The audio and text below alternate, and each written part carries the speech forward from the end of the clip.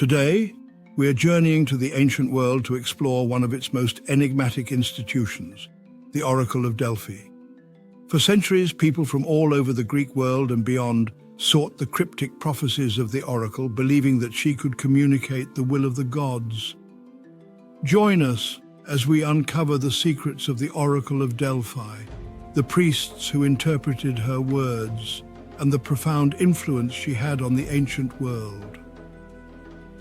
Our story begins in Delphi, a small town nestled on the slopes of Mount Parnassus in central Greece. According to Greek mythology, this was the center of the world, the omphalos, or navel, of the earth. Legend has it that Zeus released two eagles from opposite ends of the world, and where they met marked the center. Here, a sacred sanctuary was built in honor of the god Apollo, the god of prophecy, music, and healing. At the heart of this sanctuary was the Temple of Apollo, home to the Oracle of Delphi, also known as the Pythia. The Pythia was a priestess chosen from the local population.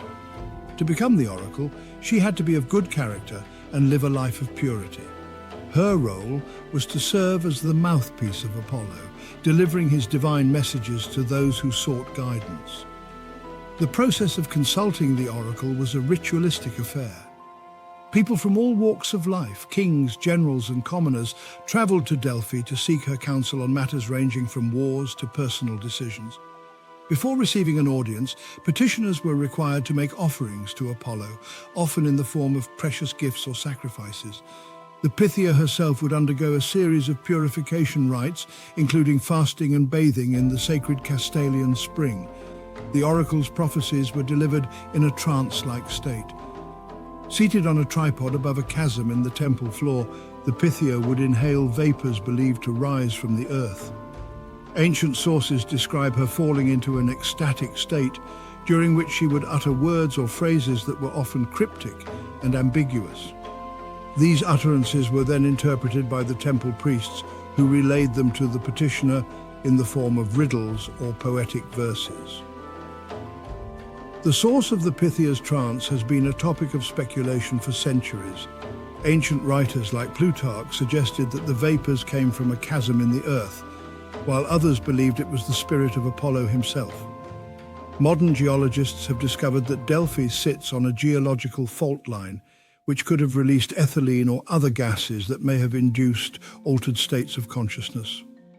This blend of natural phenomena and religious ritual created an atmosphere of mystery and awe. The influence of the Oracle of Delphi was profound and far-reaching. Her prophecies could make or break kings and empires. For instance, before the famous Battle of Salamis in 480 BCE, the Athenian general Themistocles consulted the oracle, who advised him to rely on a wooden wall for protection.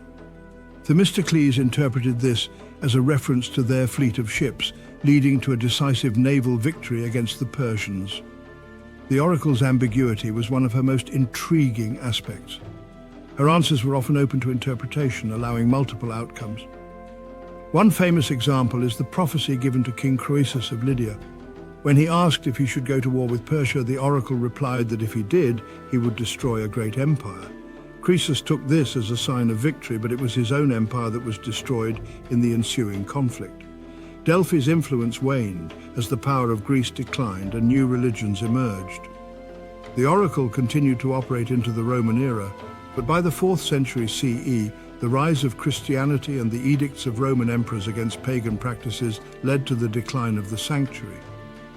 The Oracle of Delphi was silenced, but her legacy lived on as a symbol of the mysterious and mystical aspects of the ancient world.